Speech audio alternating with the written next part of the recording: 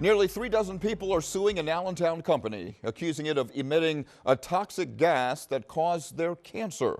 The lawsuit alleges people living near the company have an increased cancer risk 200 times that of an average Pennsylvanian.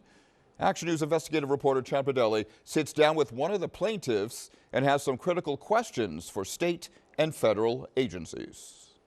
According to its own studies in 2016, the Environmental Protection Agency knew ethylene oxide, or ETO, was much more dangerous and cancer-causing than previously thought. Yet 5 years later, there are still no new emission standards. It gets to me.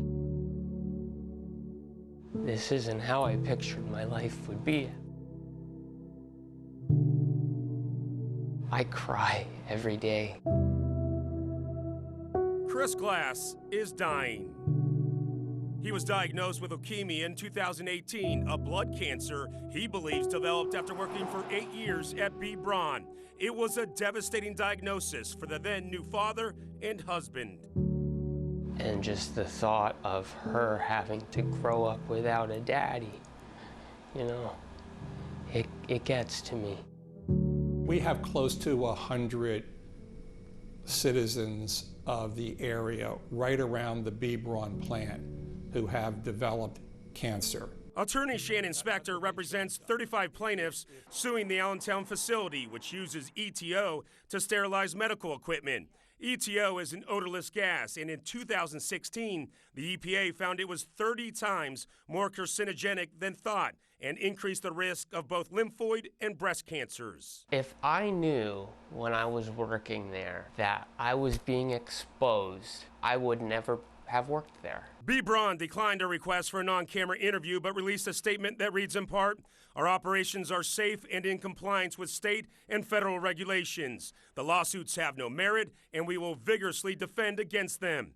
In addition, the company says in 2020, it installed filters it claims reduces ETO emissions by 99%. It's something they could have done earlier. They should have done it earlier. Our investigation found in 2020, the Environmental Protection Agency issued a management alert calling for prompt action.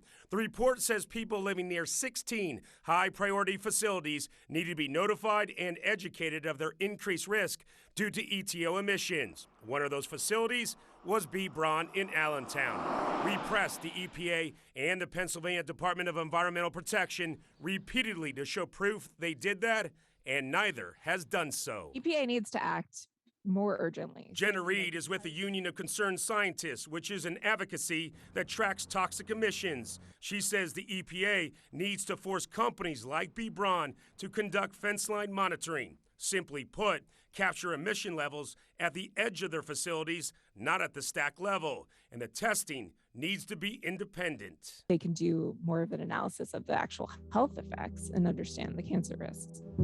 Chris Glass says he's out of options for treatment. The 34-year-old knows the end is likely near. He wants B.Braun held accountable. I had dreams of watching my daughter grow up and graduate and walk her down the aisle, and I don't get to do that. Both the EPA and the Pennsylvania Department of Environmental Protection declined a request for a non-camera interview. The EPA says new emission standards are expected in 2023. I'm Action News investigative reporter Chad Padelli, Channel 6 Action News.